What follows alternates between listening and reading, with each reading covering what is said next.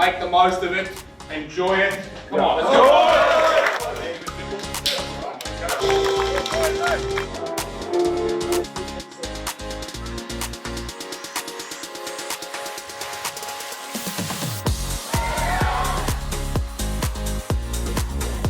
It was a challenge for us, but I think we held our ground well. They were very physical, very fast.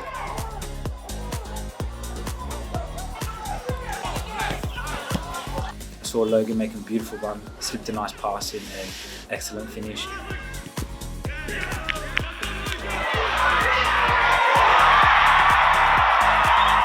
For the boys to come back from 3-2 down was pleasing. The players never gave up. They kept on sticking to the game plan and working hard to try and create further chances, and we could have almost pinched it at the end.